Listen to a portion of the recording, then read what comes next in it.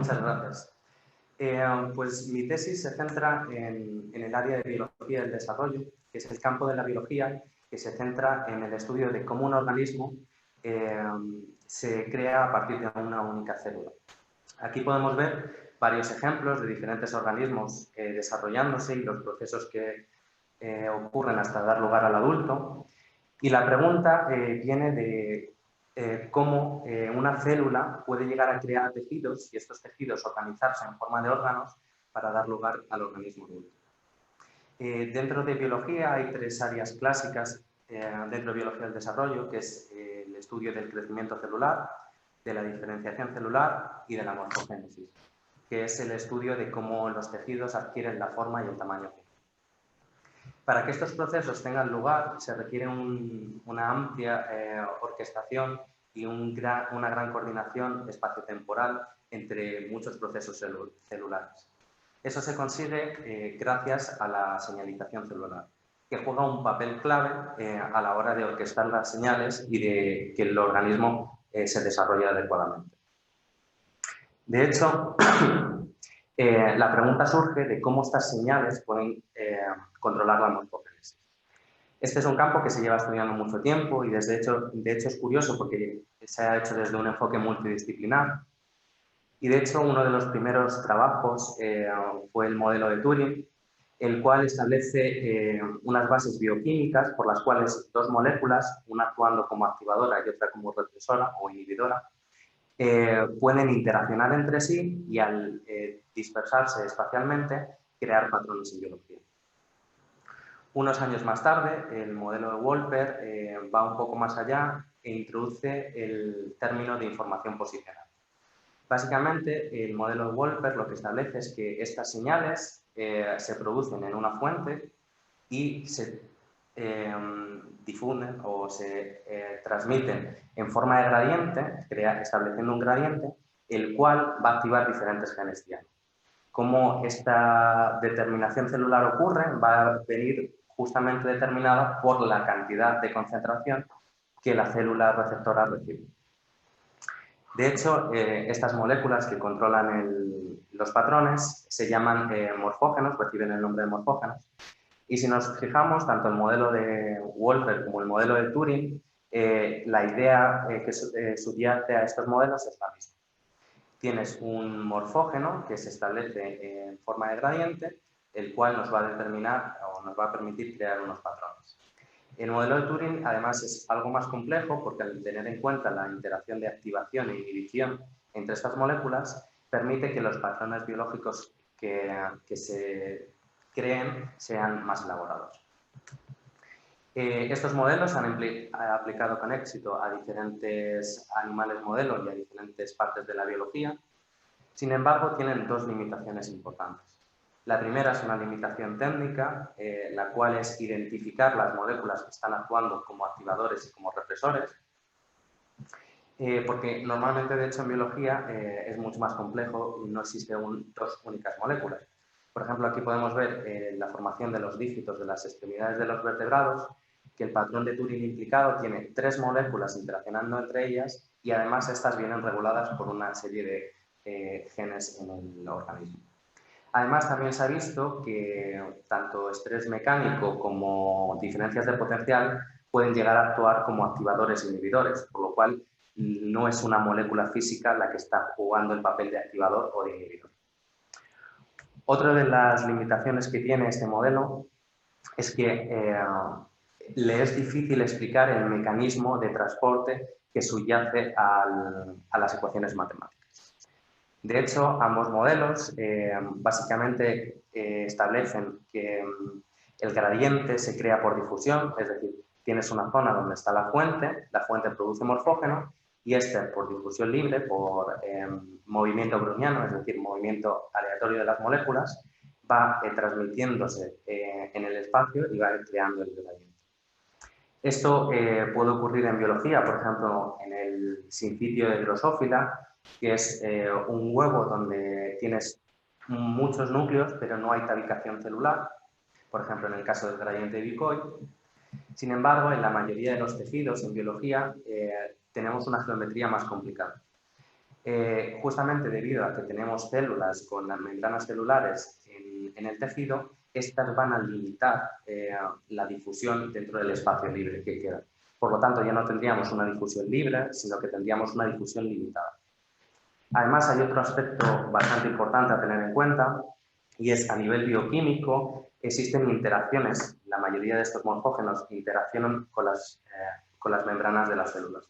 A veces temporalmente, o por ejemplo, en el caso de EGF, perdón, y de Wnt y de Hedgehog, sufren modificaciones lipídicas que los anclan a membrana. De tal forma que si estos morfógenos están sujetos a las membranas, es difícil explicar cómo se están difundiendo libremente en el tejido. En la búsqueda de cuál es el mecanismo de transporte, se ha identificado biológicamente un nuevo tipo de transporte que se llama fitonemas, en el cual los fitonemas básicamente son estructuras filopodiales dinámicas con un citoesqueleto de actina que van a elongarse desde las células productoras y receptoras para contactar entre sí y transmitir la señal del morfógeno. De hecho, este mecanismo de señalización se ha descubierto tanto en invertebrados como en vertebrados, en diferentes moléculas de señalización y diferentes morfógenos en diferentes animales modelo, lo cual nos hace pensar que es un mecanismo de señalización generalizado y que está conservado evolutivamente. Por lo tanto, no es un caso concreto o un caso especial del sistema de estudio. Justamente, de hecho, en la bibliografía se han descrito tres tipos de señalización por fitonemas. El primer tipo, donde las células receptoras emiten los fitonemas para recoger el morfógeno. El segundo tipo, donde las células productoras emiten el morfógeno para entregar, emiten los fitonemas para entregar el morfógeno. Y un sistema que nosotros hemos denominado dual, en el cual tanto las células receptoras como las células productoras emiten los fitonemas para entregar y recoger el morfógeno.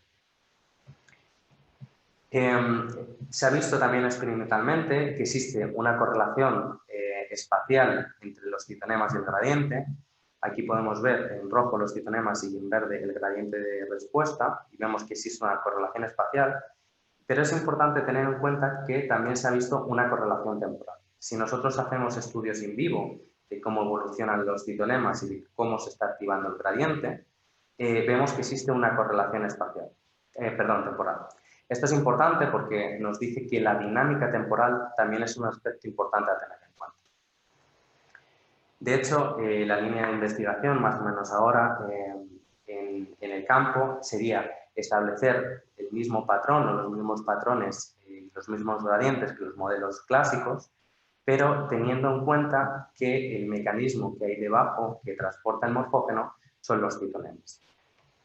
En esta línea de investigación hay dos trabajos que es importante mencionar, que han intentado modelizar matemáticamente la señalización por fitonemas.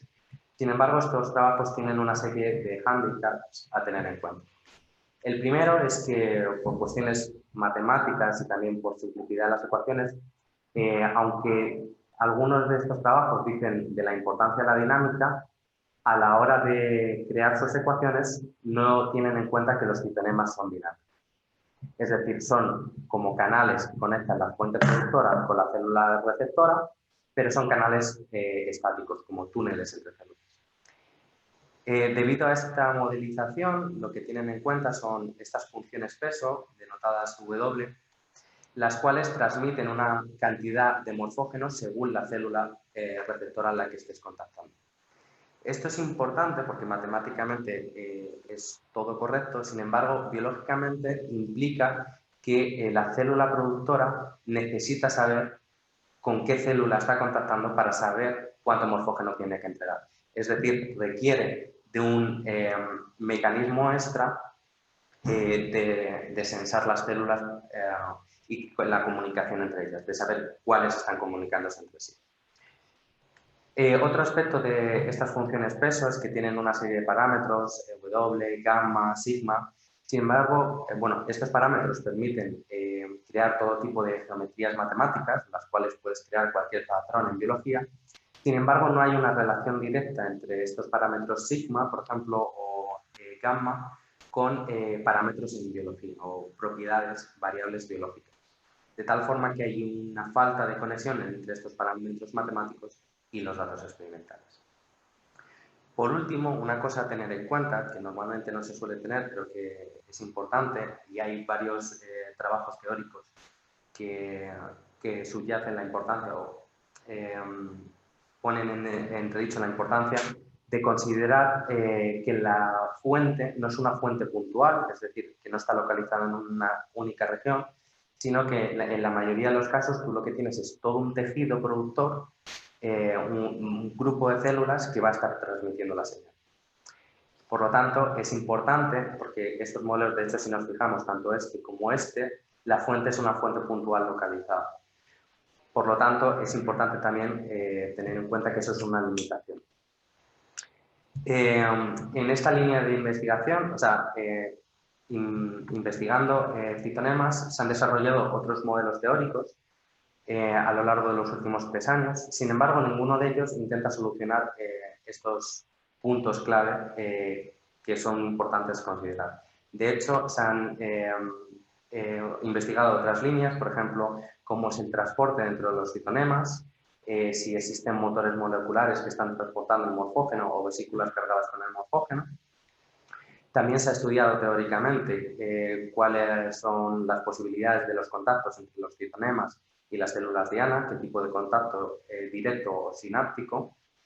Incluso se ha llegado a intentar estudiar en una dimensión cómo las células productoras, o la célula productora mejor dicho, emite citonemas y este citonema es capaz de reconocer cuál es la célula diana con la que tiene que contactar, es decir, una guía, una orientación. Estos modelos se han hecho teóricamente, pero realmente se podían haber hecho una aproximación multidisciplinar porque existe una amplia variedad de datos experimentales. De hecho, utilizando Drosophila como animal modelo, existe un montón de datos experimentales que podemos utilizar. De hecho, el uso de Drosophila como animal modelo se debe principalmente a un ciclo de vida corto y en especial a que tiene un montón de herramientas genéticas las cuales nos permiten hacer muchos experimentos con los que testear nuestras hipótesis. El ciclo de Drosophila tiene varios estadios, desde el embrionario, 3 estadios larvarios y luego unos estadios en pupa, que va a terminar dando lugar al imago o el adulto. Justamente, de hecho, si nos fijamos, en el estado larvario hay varios tejidos precursores que van a dar lugar luego a las estructuras cuticulares del adulto. De hecho, nosotros nos vamos a centrar en 2 de ellos, que es el disco imaginal de ala, que es esta estructura de aquí, este tejido precursor que va a dar lugar al ala adulta de la mosca, y los histoblastos del abdomen, que van a dar lugar al abdomen adulto de la mosca. En ambos tejidos existe una compartimentación antero-posterior, en la cual, si nos fijamos, el compartimento posterior produce Hertford, que es el morfógeno de interés en esta tesis, que se va a transmitir a las células receptoras en forma de gradiente, activando diferentes genes diana. De hecho, también en Drosophila, en esta señalización de la vía de Hertford, se ha visto que se tiene un sistema dual donde tanto las células productoras como las receptoras emiten citonemas para entregar y recoger el morfógeno. También experimentalmente se ha visto que Hertford se produce en el núcleo de las células productoras, sufre, como habíamos dicho, modificaciones lipídicas que lo anclan a la membrana. Justamente se ha descubierto que hay un proceso de reciclaje por el cual estas estructuras adaptadas a membrana se vuelven a internalizar en las células, en cuerpos vesiculares, cuerpos multivesiculares, mejor dicho, que van a viajar hacia la parte basal donde se encuentran los citonemas. De hecho, se ha visto experimentalmente estas vesículas viajando a lo largo de los citonemas y cargadas con el morfógeno. También se ha visto experimentalmente, o se han identificado las proteínas importantes en la vía, como son el morfógeno, Hertford, el receptor PAD y varias proteínas correceptores que ayudan a la señalización a que se produzca correctamente. Por ejemplo, las proteínas de adhesión ICOI-BOY o los lipicanos DALI y DALI-LIKE. Justamente el IHOP, que tiene un papel como correceptor de la señal entre HETSHOT y PADS, también se ha visto en experimentos que si se sobreexpresa en las células es capaz de alterar la dinámica de los citonemas. Aquí podemos ver el control, que los citonemas son altamente dinámicos y cómo la sobreexpresión de esta proteína estabiliza las estructuras. Es decir, que se ha identificado que esta molécula tiene un papel como correceptor, pero también un papel dentro de la dinámica de los citonemas. De hecho, estudiando esta dinámica, se ha descubierto dos tipos de dinámicas de los citonemas. Aquella en la que los citonemas se van elongando hasta una longitud máxima y luego inmediatamente se retraen, o aquella donde los citonemas van creciendo, luego tienen una fase estacionaria en la que más o menos se mantienen en una longitud máxima y luego se retraen. Debido a la gráfica que crea la longitud frente al tiempo, estas dinámicas reciben el nombre de dinámica triangular y dinámica trapezoidal. También en Drosophila, y utilizando otras de las herramientas genéticas que hemos dicho que podemos tener en este animal modelo, se ha utilizado la técnica de Gras, la cual nos permite introducir dos mitades de fluoróforos en células distintas, de tal forma que cuando estas células se están contactando, el fluoróforo se une y empieza a emitir luz, a emitir señal. De tal forma que con esta técnica, con la técnica de Gras, podemos ver las zonas de contacto entre las diferentes células. De hecho, viendo las estructuras, los citonemas, vemos que hay un contacto entre citonemas y que además existen unas regiones, como podemos ver aquí en las flechas blancas, parecidas a botones presinápticos, botones sinápticos, mejor dicho, que nos recuerdan a este tipo de estructuras. Además, también se ha visto experimentalmente que estas estructuras colocalizan con el morfógeno y con el correceptor. De tal forma que esto nos lleva a pensar que a lo largo de los citonemas existen contactos parecidos a contactos sinápticos que están transmitiendo la señal. Por tanto, resumiendo la información que se conoce, HETSHOT se produce en las células productoras, se ancla a membrana por las modificaciones lipídicas, sufre un proceso de reciclaje en cuerpos multivesiculares que viajan hasta los citonemas, donde por contacto con otros citonemas van a llegar a las células receptoras. El mecanismo por el cual el receptor PADS se puede encontrar en los citonemas, de momento o al momento de iniciar la tesis, no se conocía. Con esta idea, el objetivo general que nos hemos marcado en esta tesis es hacer un estudio multidisciplinar de cómo la vía de señalización de HETSHOT se puede establecer a lo largo de, se puede establecer mediante citonemas y luego intentar utilizar este modelo para ir un poco más allá y hacer estudios in silico que nos permitan determinar el rol o la posible implicación de las variables y de las características de los citonemas en la formación del gradiente. Los objetivos los hemos dividido en tres grupos. El primer grupo basado en la señalización, exclusivamente en desarrollar un modelo que sea capaz de explicar cómo se crea o se forma el gradiente de HETSHOT a través de los citonemas, testear y validar este modelo para ver si nuestras suposiciones matemáticas son correctas y una vez validado, intentar utilizarlo, como he dicho, para in silico identificar diferentes propiedades o variables de los citonemas. Un segundo bloque que se centra más en el comportamiento de los citonemas. Como hemos dicho, la dinámica de los citonemas y el establecimiento de los contactos puede jugar un papel muy importante en la formación del gradiente. Por lo tanto, nos gustaría estudiar cuál puede ser este papel e intentar determinar un poco con más detalle cómo ocurre este mecanismo. Y por último, un tercer bloque centrado en la vía de los citonemas, por el cual los citonemas se orientan en el tejido para llegar y alcanzar a las células diana adecuadas. En este primer bloque, como hemos dicho, en esta tesis queremos hacer un estudio multidisciplinar. Por lo tanto, vamos a seguir el esquema clásico de una aproximación multidisciplinar en el cual primero se identifican las variables importantes que hay que tener en cuenta en el modelo. Luego estos parámetros se formalizan en una serie de ecuaciones matemáticas que se van a implementar a posteriori para tener un software o poder hacer simulaciones, las cuales nos permitan estudiar y hacer un análisis de los datos, comparándolo también con nuestras suposiciones o hipótesis y los datos experimentales. Siguiendo esta línea de trabajo, primero lo que tenemos que tener en cuenta en nuestro modelo es que tenemos una geometría antero-posterior, es decir, un grupo de células anteriores que van a recibir la señal, un grupo de células posteriores. Aquí, como hemos dicho, vamos a tener en cuenta que es un tejido extendido, que no está localizado, no es puntual en una región. Y también tenemos que tener en cuenta que es un sistema dual donde los citonemas salen desde las células productoras y desde las células receptoras para contactar entre sí.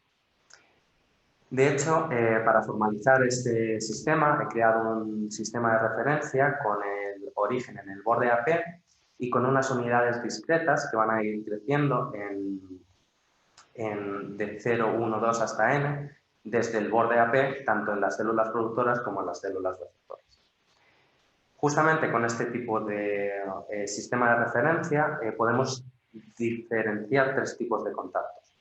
Aquellos que salen desde las células receptoras que directamente pueden contactar a las células productoras por la distancia, el mismo tipo, pero al contrario, donde las células productoras pueden llegar a contactar con las células diana, y aquellas células que no podrían contactar entre sí porque sus citonemas no son lo suficientemente largos, sin embargo, los citonemas pueden contactar entre ellos de tal forma que se puede llegar a conseguir una señalización a mayor alcance, a largo alcance. Si nos fijamos en este tipo de contactos, podemos establecer diferentes condiciones de distancia que deben cumplir los citonemas para señalizar entre ellos, que básicamente es que el citonema o la suma de los citonemas, en el caso de contacto de citonemas, sea lo suficiente larga como para cubrir la distancia que hay entre esas células.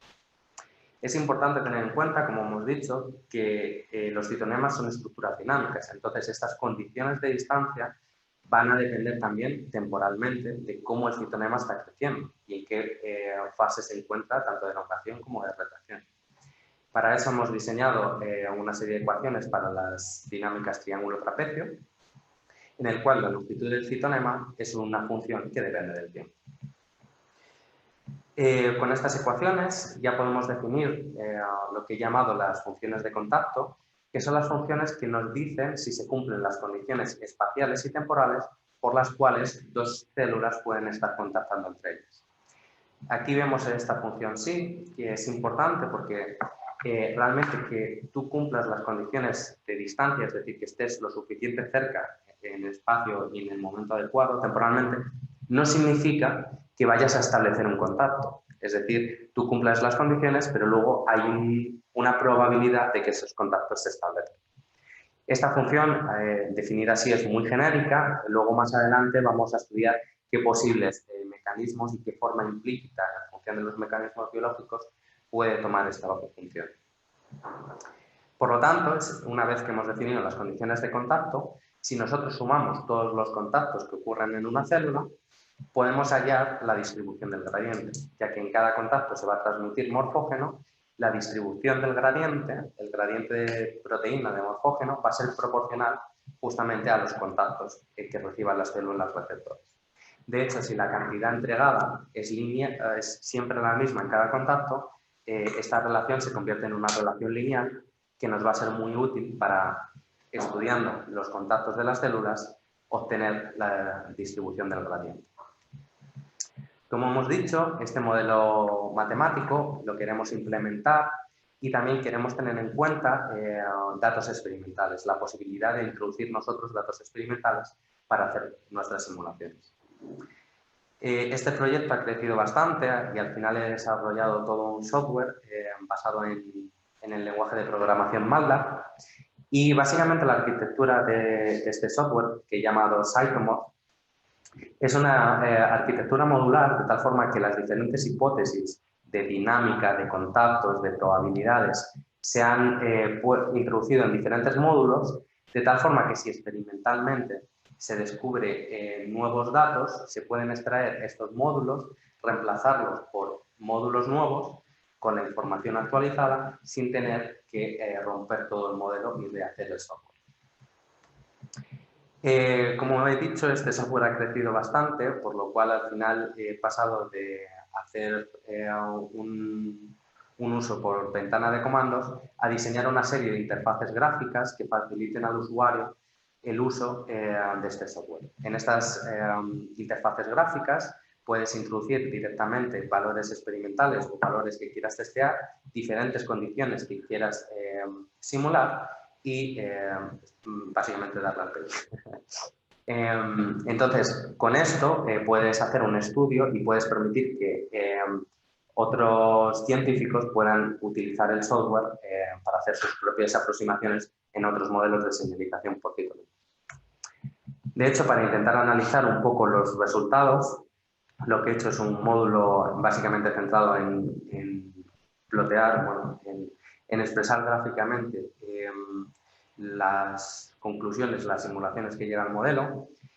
Y de hecho, como nosotros al modelo le introducimos un grupo bastante amplio de datos experimentales, en cada simulación, dentro de la distribución de datos experimentales que le metemos, el software coge un subgrupo y hace la simulación. Nosotros repetimos esta simulación tantas veces como queramos. Aquí vemos un ejemplo de 2000 repeticiones y en cada una de ellas nos sale un valor predicho para el número de contactos para los diferentes diámetros celulares. Esto nos permite estudiar también, a partir de la distribución de datos experimentales, la variabilidad teórica predicha para estos datos. De hecho, para intentar estudiar un poco más en detalle este tipo de variabilidades, lo que he hecho es normalizar los contactos y dibujarlos en distribuciones por violin plots, como podemos ver aquí. La amplitud de estos violin plots, la desviación estándar, nos va a dar información de cómo de variable es nuestro sistema. De hecho, para estudiar un poco más en detalle estadísticamente esta variabilidad, lo que he hecho es calcular los coeficientes de variación y hacer el violin plot de los coeficientes de variación.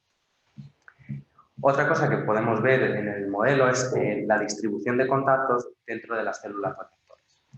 Esto es importante porque si nos fijamos, la distribución de contactos que predice el modelo es una distribución que cae exponencialmente. Sin embargo, esto es una cosa que nosotros no hemos impuesto. Es decir, simplemente teniendo en cuenta la geometría de las células y de la señalización por citonema con su dinámica, podemos obtener este decaimiento exponencial que justamente es el que nos va a dar lugar a que la forma del gradiente sea una forma exponencial. Esto es importante porque es una cosa que surge del modelo y que no es algo que forcemos a él. También podemos ver diferentes aspectos temporales. Pero bueno, una vez que ya tenemos todo este tipo de datos, lo que nos interesa es validar el modelo. Para ello, lo primero que tenemos que hacer es obtener datos experimentales que introducir al modelo para hacer las simulaciones. Para esto vamos a utilizar un sistema binario, que es una de las herramientas más útiles de Drosophila, en el cual nos permite dirigir un transgen a una región específica del tejido y controlarlo además temporalmente. Lo cual nos permite, por ejemplo, sobreexpresar una proteína o sobreexpresar un marcador que nos hace poder ver visualmente por técnicas de confocal y por fluorescencia, por ejemplo, en este caso, los citonemas. Aquí podemos ver los citonemas que nacen del compartimento posterior y se orientan hacia las células receptoras, y aquí al contrario, los citonemas que nacen de anterior y se orientan hacia las células productoras. Aquí podemos ver también la distribución apicobasal y cómo los citonemas se encuentran en la parte basal del tejido. Lo interesante de estos sistemas binarios, el más famoso es el Dual-Gal4, pero es que existen otros tipos y que son específicos entre sí, de tal forma que solo se reconocen sus efectores con sus targets y se pueden expresar simultáneamente dos de ellos para alterar a la vez diferentes propiedades del sistema biológico. Esto es un truco que hemos utilizado mucho en esta tesis, el cual nos permite, por ejemplo, en este caso, marcar las membranas celulares del compartimento posterior y anterior simultáneamente, lo cual nos permite estudiar a la vez, simultáneamente, los citonemas tanto de posterior como los de anterior. Esto es importante porque aunque ya se había visto que los citonemas salían de posterior y los citonemas salían de anterior, es la primera vez que se puede ver simultáneamente estos dos citonemas interactuando entre ellos. Midiendo este tipo de longitudes y con datos ya publicados anteriormente, hemos hecho un estudio estadístico de cómo son las longitudes de los citonemas en los diferentes tejidos. Y de hecho lo que vemos es que existe una diferencia estadísticamente significativa entre las longitudes de los de los citonemas en el disco de ala y las longitudes de los citonemas en los histoblastos del átomo. De hecho, estas longitudes también tienen diferencias entre anterior y posterior en el disco de ala, sin embargo no vemos esa diferencia en los histoblastos del átomo. Introduciendo esta distribución de datos experimentales de longitudes, podemos hacer ya simulaciones con nuestro modelo. Sin embargo, para validarlo necesitamos una medida biológica independiente que nos ayude en la validación. Para ello hemos utilizado directamente la medición del gradiente de Hertzford. Utilizando un pack de Hertzford y un marcador de respuesta de patch nuclear, podemos medir directamente la forma del gradiente tanto en los histoblastos del átomo como en el disco de ala.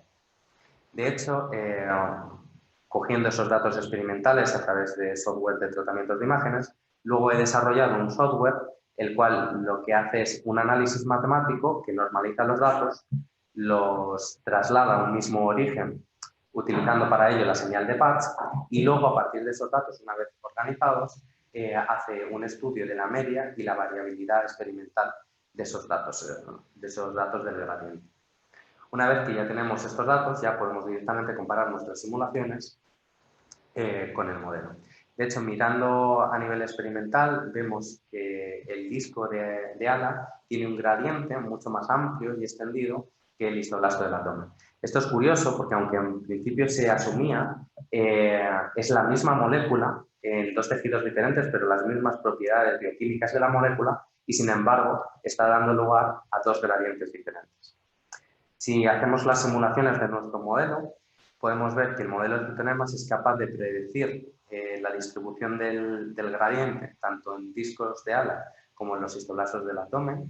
Es decir, que las distribuciones o los cambios que veíamos en las longitudes de los citonemas permiten al sistema escalar entre los diferentes gradientes y dar la forma correcta que de hecho experimentalmente estamos observando.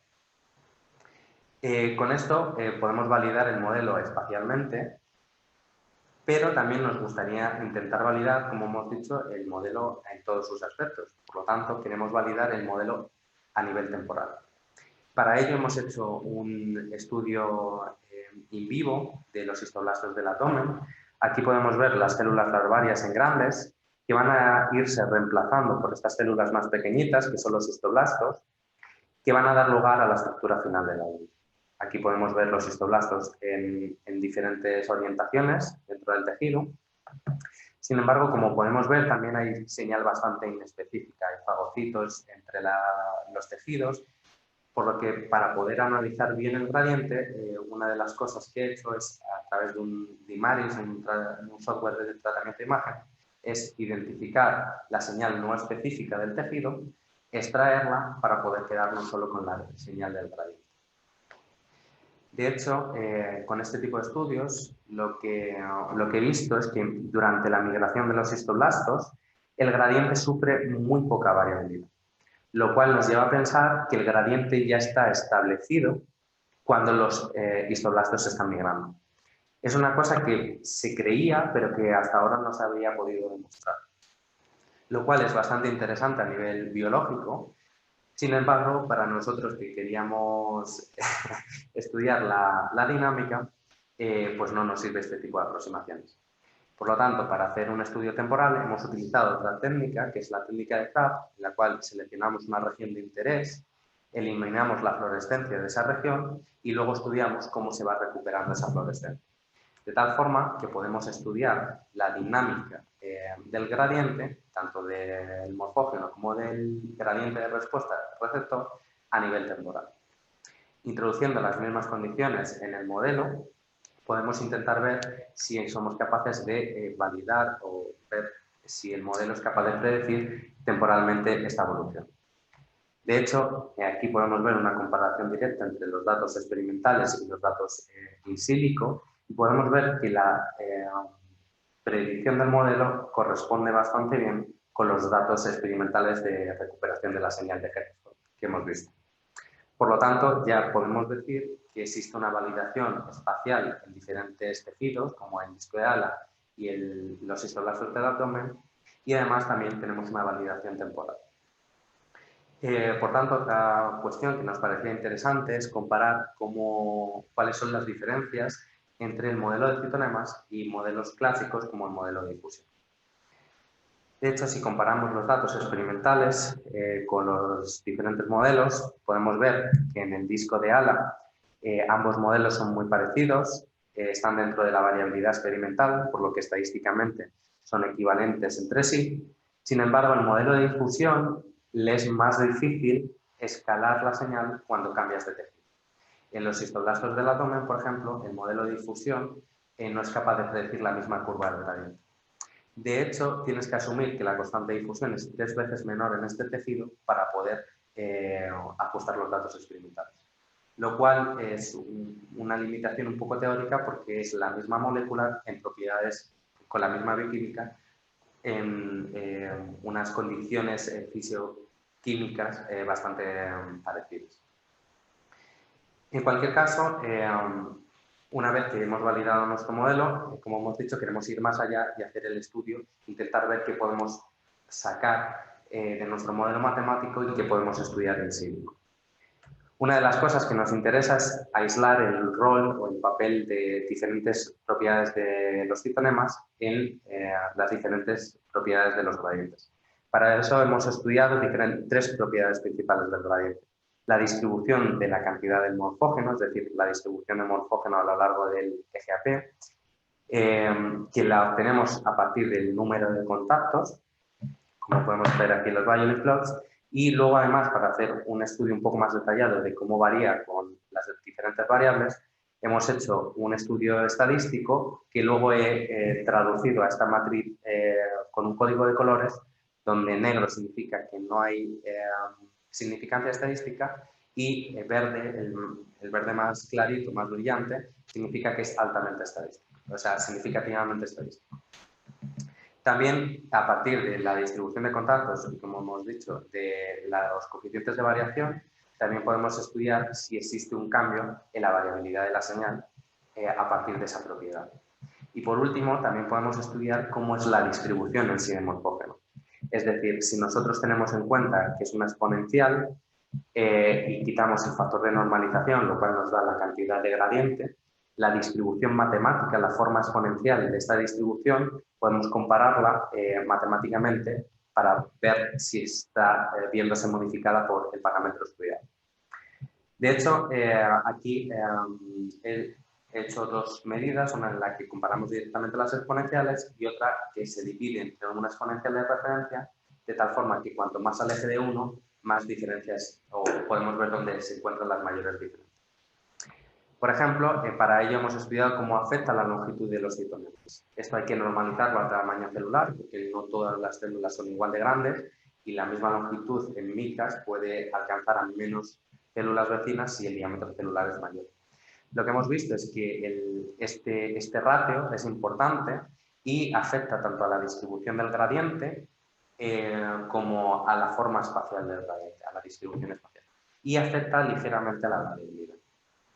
Otra de las cosas que nos hemos preguntado es, por ejemplo, cómo afecta la densidad de citonemas.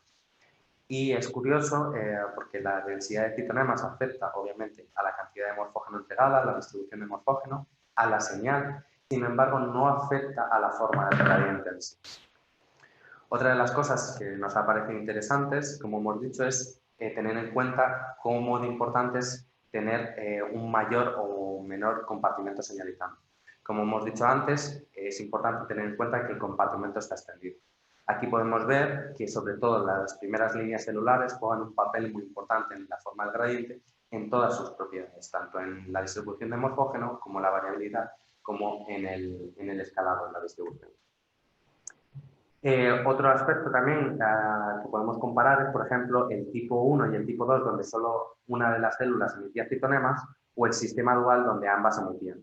Aquí podemos ver que el sistema dual obviamente va a tener mayor cantidad de contactos y va a transmitir más cantidad de señal, y también podemos ver lo que ya predecíamos o esperábamos, y es que se dobla el alcance de la señal, como podemos ver aquí. Con esto terminamos el primer bloque de señalización y nos introducimos en el segundo bloque, que son los aspectos dinámicos de los citonemas. Como ya habíamos dicho, los citonemas tienen diferentes dinámicas y una de las cosas que nos interesa es estudiar cómo estas dinámicas pueden afectar a la formación del gradiente. De hecho, cambiando la proporción de triángulos y trapecios que tenemos experimentalmente y haciendo una población solo de triángulos o solo de trapecios, podemos ver que afectan a la distribución del morfógeno, a la cantidad de morfógeno entregada, a la variabilidad y, interesantemente, o sea, de forma bastante interesante, vemos una distribución espacial diferente entre estos sistemas. Es decir, que las dinámicas triángulo-trapecio pueden jugar un papel en una distribución espacial del morfógeno. También, comparando con modelos anteriores que habían asumido que los citonemas son estáticos y no estructuras dinámicas, hemos comparado estos casos y cabe destacar que los gradientes predichos son muy diferentes entre ellos y afectan a todas las propiedades del gradiente. Por lo tanto, de aquí podemos extraer que es bastante importante tener en cuenta la dinámica de los citonemas para determinar correctamente la formación del gradiente. Otro de los aspectos del comportamiento de los citonemas que queríamos tener en cuenta es la probabilidad de contactos. Existen dos posibilidades o dos formas implícitas que puede tomar esta probabilidad. Una es que si ya cumplen las condiciones espaciotemporales de estar lo suficientemente cerca, simplemente ahí tienes una probabilidad de contactar o de establecer un contacto. Otra es que exista un mecanismo biológico el cual haga que ciertas células sean o tengan una mayor probabilidad de contacto que otras. Este mecanismo celular lo que haría es que la probabilidad de contacto dependa de las células que están contactando. Para poder hacer un caso o una comparación en nuestros casos, hemos hecho un ejemplo muy sencillo de esta función P de phi, en la cual hemos hecho una aproximación lineal, es decir, las células más cercanas al borde de P tienen mayor probabilidad y luego decaen linealmente. Y lo que vemos es que existe una diferencia muy grande entre estos dos casos, tanto a nivel de distribución, como a nivel de la forma, como a nivel de variabilidad. Pero lo más interesante que podemos extraer de aquí, de hecho, es que la función simple en la que simplemente tienes una probabilidad de contacto por estar lo suficientemente cerca es suficiente matemáticamente como para establecer un gradiente de señalización cercano al experimental. Es decir, que el modelo nos está indicando que no se requiere realmente un proceso biológico o un mecanismo biológico para determinar este tipo de contactos, que simplemente la probabilidad por estar suficiente cerca es un mecanismo lo suficiente simple como para establecer la distribución de contactos. Luego queremos tener también en cuenta los datos experimentales, donde hemos visto varios contactos a lo largo de citonemas, con lo cual hemos ampliado la forma de la probabilidad de contacto para tener en cuenta múltiples contactos a lo largo de las membranas que están solapando de los citonemas. Y, de hecho, si estudiamos este caso, vemos que el caso de múltiples contactos se adapta mejor experimentalmente al caso de un único contacto entre citonemas. Lo cual no es que sea sorprendente porque experimentalmente ya lo sabíamos, sin embargo sí que es importante mencionarlo porque nos dice que el modelo está siendo capaz de predecir ese comportamiento como más probable que el comportamiento contrario. Como hemos dicho, o como acabamos de ver, en sílico es muy importante los contactos a la hora de determinar el gradiente. Sin embargo, como habíamos dicho en la introducción, no se había visto aún si el receptor era capaz de viajar a los citonemas receptores y estar presente en las zonas de contacto. Para eso, experimentalmente, hemos introducido un marcador de cuerpos múltiples seculares, CD63, junto con un marcador de niveles endógenos de patch. De tal forma que podemos ver aquí, de hecho, cómo las vesículas colocalizan tanto como con el marcador multivesicular como con el receptor y se mueven a lo largo del tejido entrando en los citonemas. De hecho, hemos ido un poco más allá y hemos visto, utilizando un marcador de cuerpos multivesiculares específico de Drosophila, como la TSP96F, que no solo el receptor PAZ, sino también el correceptor AIHO se encuentran colocalizando en los cuerpos multivesiculares y se encuentran también introduciéndose en los citonemas para llegar hasta las zonas de contacto. De tal forma que podemos cerrar experimentalmente este bloque donde la dinámica de contactos juega un papel importante a la hora de establecer el gradiente de señalización. De hecho, este trabajo, la cuarentena ha dado para mucho, y este trabajo ha salido publicado en este tiempo de COVID, y donde se ha identificado con otros miembros del laboratorio, hemos visto un mecanismo de reciclaje similar al que sufre HETSPOT, el cual tiene las células receptoras para poder reciclar pads, introducirlo en cuerpos multivesiculares y que estos se muevan hasta las zonas de recepción entre los citonemas productores y receptores. Por lo tanto, terminando este bloque, nos vamos al último bloque, el bloque de guía, en el cual lo que intentamos es ver cuál pueden ser los mecanismos por los cuales los citonemas se están orientando dentro del tejido. De hecho, como ya se había identificado que AIHO jugaba un papel en la dinámica, hemos intentado ver un poco más allá, con otro tipo de experimentos, si también AIHO tiene un papel dentro de la guía. Para eso hemos utilizado los sistemas binarios que he comentado antes, pero esta vez en vez de con un driver específico hemos utilizado clones, de tal forma que podemos directamente dirigir el transgen a un grupo concreto de células. Esto nos permite, por ejemplo, sobreexpresar dos AIHOs diferentes marcados con dos fluoróforos, o sea, el mismo AIHO pero marcado con dos fluoróforos, y ver cuál es el comportamiento de los citonemas en función de las distancias y de los niveles de AIHO. De hecho, si cuantificamos estos datos, vemos que si los clones están lo suficientemente cerca, por debajo de en torno a unas 5 micras, existe un efecto sobre los citonemas, es decir, los citonemas se están viendo afectados por los niveles de AIHO y por la proximidad a esos niveles. Con clones más alejados no vemos ese efecto. De hecho, este caso de aquí son citonemas bastante curiosos que vamos a hablar ahora, porque si nos fijamos, de hecho, cuando se estabilizan los citonemas, se estabilizan hacia regiones, como podemos ver en las flechas rojas, donde hay una diferencia de niveles, es decir, niveles altos estabilizan hacia niveles bajos. Sin embargo, si nos fijamos o enfrentamos esos niveles altos también a otros niveles altos de esta misma proteína, los citonemas no son capaces de estabilizarse, como vemos aquí, y además los citonemas están evitando, rodeando este clon. De tal forma que estamos viendo un efecto espacial, un efecto de guía, justamente en función de esta diferencia de niveles. Esto no ocurre, por ejemplo, en clones controles con un marcador independiente, donde tanto si hay clon como no hay clon tenemos estabilidad de citonemas. Y sin embargo, cuando hacemos o bajamos artificialmente los niveles de RNAi, en aquellas zonas donde ya eran bajos no hay mucha diferencia porque ya había una diferencia de niveles. Sin embargo, si nos fijamos aquí en donde las flechas azules, dentro del compartimento que antes eran todos niveles homogéneos, ahora al crear clones donde se bajan los niveles, se crean diferencias de niveles que permiten estabilizar los citonemas en regiones donde antes no se podía. Por lo tanto, estamos extrayendo que la diferencia de niveles de AIHO puede jugar un papel en la estabilización de los citonemas y esta estabilización, consecuentemente, orientar los citonemas hacia unas regiones preferentemente con diferencia de niveles.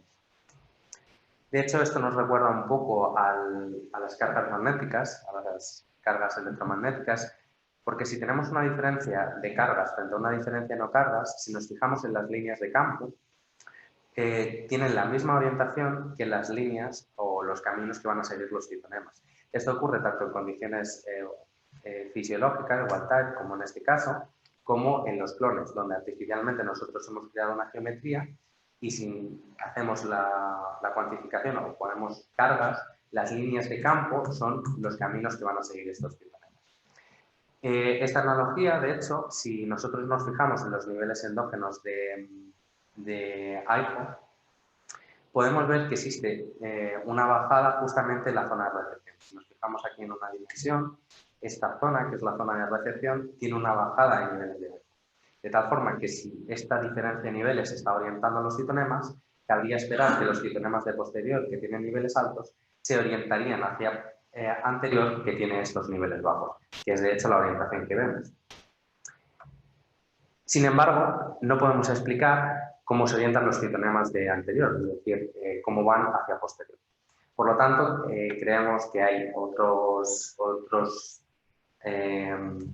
otras moléculas involucradas y, de hecho, como las proteínas de adhesión y correceptores de la vía jugaban un papel, otro de los posibles candidatos son los glipicanos, que también juegan un papel en la señalización. De hecho, los glipicanos son unos buenos candidatos, porque si nos fijamos también en la distribución wild-type de estas moléculas, también en la zona de recepción sufren una modificación. Están alterados los niveles. De tal forma que si nosotros tenemos en cuenta estos niveles, podríamos intentar llegar a explicar la orientación de los citonemas dentro del tejido. Para ver si esto era posible, de hecho, hemos hecho experimentos equivalentes a los anteriores de AIFO con los glipicanos y lo que vemos, de hecho, es que si enfrentamos altos niveles de TALI con altos niveles de AIFO, existe una fuerte interacción, una fuerte orientación entre citonemas, cosa que no ocurre si la interacción es en cis, es en la misma región.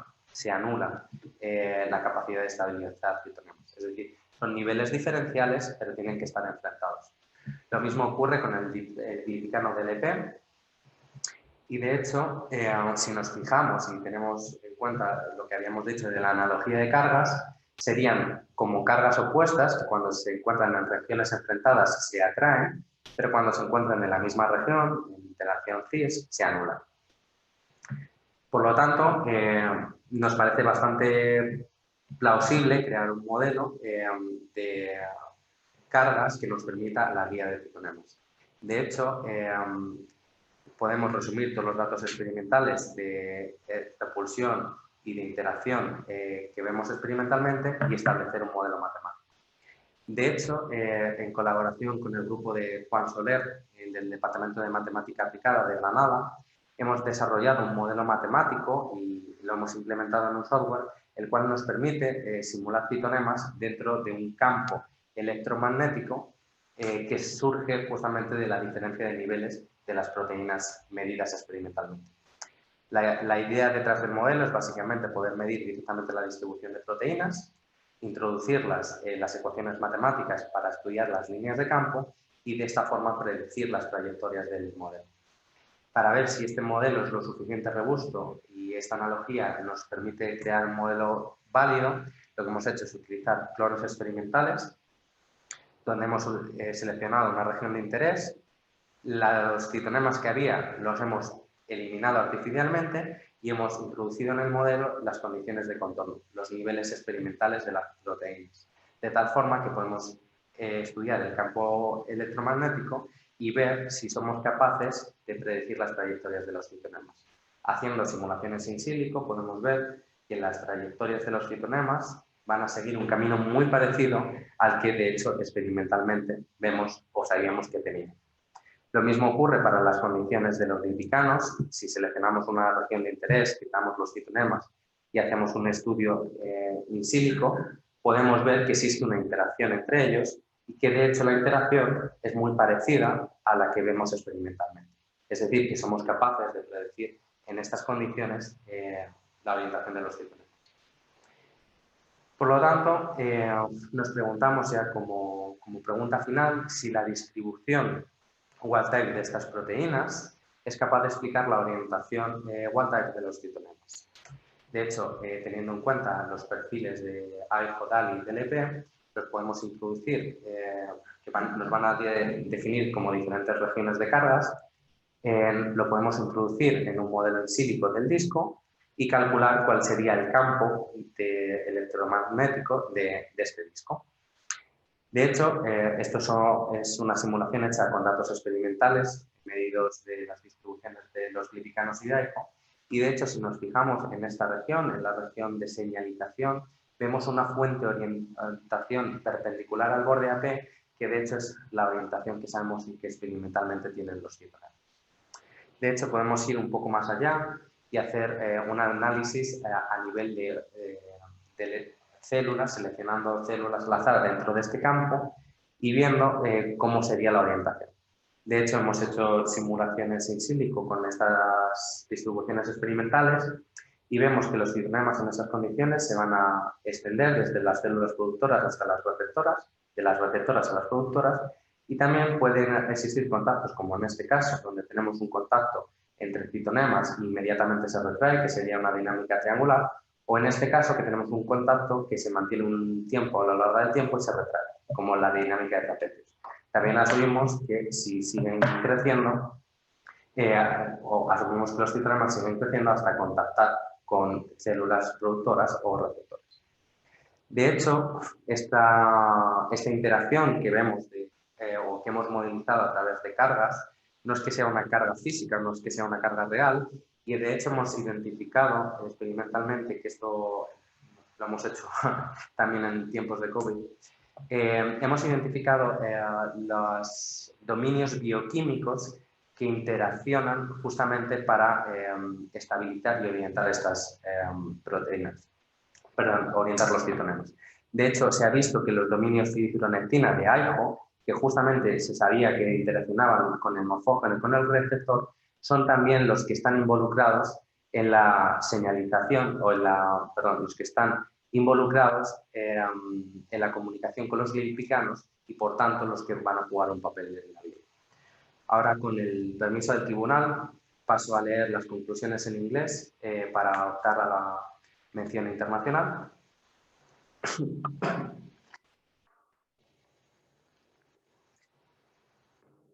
The core of the mathematical model, based on simple spatial conditions, led us to establish a viable model of cytokine signaling able to reproduce the experimental Hertzsprung gradient in two different systems, the wing imaginal disc and the abdominal histoblast nerves of Drosophila melanogaster. Based on the model, we implemented a computational tool, Cytomorph, which allows studying in silico different cytokine features and testing different biological hypotheses. Cytomorph simulation highlights the role of cell size, length, and density of cytokines as a key parameters in the control of cytokine-mediated signaling gradients. Multivesicular bodies loaded with pads, tetraspanin TSP19F, 96F, and AIHO have been described traveling along cytokines in the Hertzsprung receiving cells, demonstrating the importance of polarized sorting of paths for cytokine contact during Hertzsprung reception. In silico simulation using Cytomorph showed dynamical complexity establishing contact between cytokines, emphasizing the importance of contact number in the shape of the gradient and of the probability of contacts in the amount of transfer morphology. Cytomorph also hinted to the cytokine contacted while growing as the most plausible scenario. In silico simulation of gradient formation dynamics is able to reproduce the temporal Hertzsprung gradient establishment estimated by fluorescence recovery after photobleaching experiments. Cytomorph simulation helps to the understanding of different features of cytokine temporal dynamics, resulting from different AIHO levels. The stabilization of cytokine is not only achieved by different AIHO levels, but also by different levels of glipican protein, TALI, and TALI-like protein. The wild-type distribution of AIHO, TALI, and DLP in the wing disc provides the basis to explain the orientation of cytokines protruding from either the recipient or the producing cell and at the AP compartment border. Our guidance model is able to theoretically predict cytokine orientation in the wild-type and mutant conditions, based on the spatial distribution of AIHO, TALI, and DLP.